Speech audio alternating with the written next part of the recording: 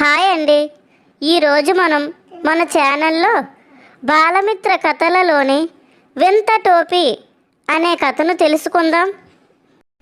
సర్పగంధుడనే రాజు ఏటా తన పుట్టినరోజున కళాకారులను సన్మానించేవాడు. ఒకసారి మాత్రం ఎప్పటిలాగా కాకుండా వింతైన పోటీలు నిర్వహించాలనే కోరిక కలిగింది. అందులో గెలుపొందిన వారికి భారీగా పారితోషికంతో పాటు సన్మానం కూడా ఉంటుందని చెప్పి చాటింపు వేయించాడు. అయితే అందులో పాల్గొనేవారు తెచ్చే వస్తువులు వింత గొలిపేవిగా ఉండాలని షరతు విధించాడు. ఆ చాటింపు విన్న చాలామంది కళాకారులు అనేక దేశాల నుంచి తమ తమ వింత వస్తువులను ప్రదర్శించాలని ముందుకొచ్చారు. ఆ పోటీని చూడటానికి ఎందరో రాజులు కూడా వచ్చారు. ముందుగా సువర్ణ దేశం నుంచి సురుచిరుడు అనే యువకుడు తన దగ్గర ఒక వింత పుష్పం ఉందని చూపించాడు. అతను చూపించిన పువ్వును అక్కడ ఉన్న వాళ్ళంతా చూసి పగలబడి నవ్వారు. వెంటనే రాజు దీని ప్రత్యేకత ఏమిటి అని అడిగాడు. ఇది కేవలం వాన రాకను తెలిపేందుకే వికసిస్తుంది. వర్ష సూచనకు నిదర్శనంగా పసుపు రంగులోకి మారుతుంది. ఎండగా ఉన్నప్పుడు ఎర్రగాను, మబ్బుగా ఉంటే నీలం రంగులోకి మారుతుంది అని వివరించాడు యువకుడు. ఆ మాటలు వినగానే మంత్రి సుకుమారుడు, నువ్వన్నది నిజం కాదు. బయట ఎర్రటి ఎండ కాయటం నేను ఇప్పుడే చూసొచ్చాను. మరి ఇంతదాకా ఎర్రగా ఉన్న పువ్వు ఇప్పుడు నీలంగా ఎలా మారింది అన్నాడు. నేను తెచ్చిన పుష్పంలో ఏమాత్రం తేడా ఉన్నా సరే నేను మీరు విధించే శిక్షకు తలొగ్గుతాను. బయటికి వెళ్ళి చూడండి, మబ్బు వేసి ఉంటుంది అని అనగానే మంత్రి వెళ్ళి చూసొచ్చి షబాస్, భలే వింతగా ఉంది అనేసి అభినందించాడు.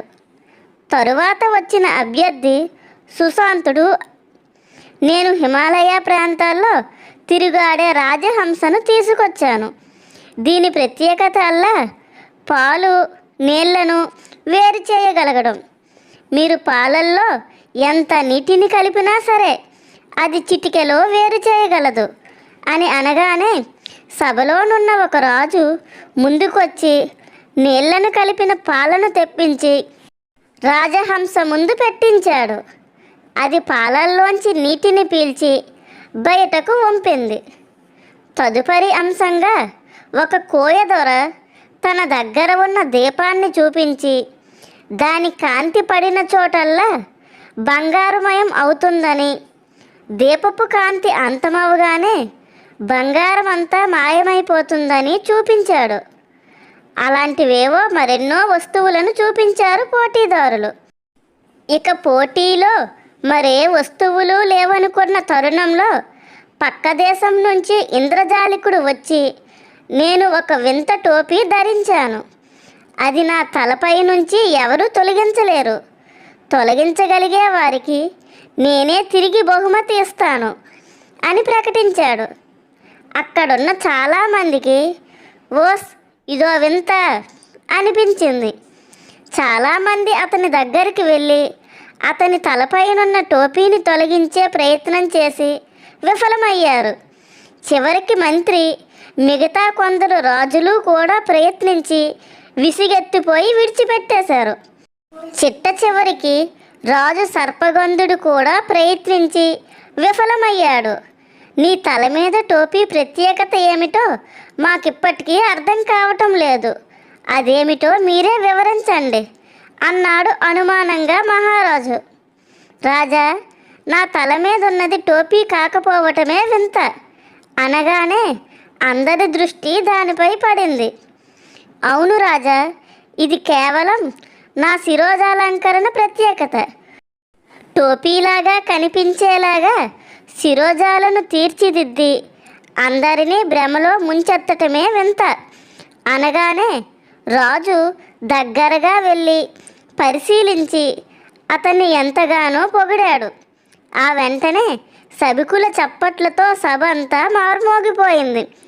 తాము సృష్టించి తెచ్చిన వస్తువుల కంటే లేనిదాన్ని ఉన్నట్టుగా భ్రమింపజేసి తన సహజమైన కళతో అందరినీ మంత్రముగ్ధులను చేయటమే నిజమైన వింత అని రాజు ఆ యువకుడికి బహుమతిని ప్రకటించి పెద్ద ఎత్తున సన్మానాన్ని జరిపాడు.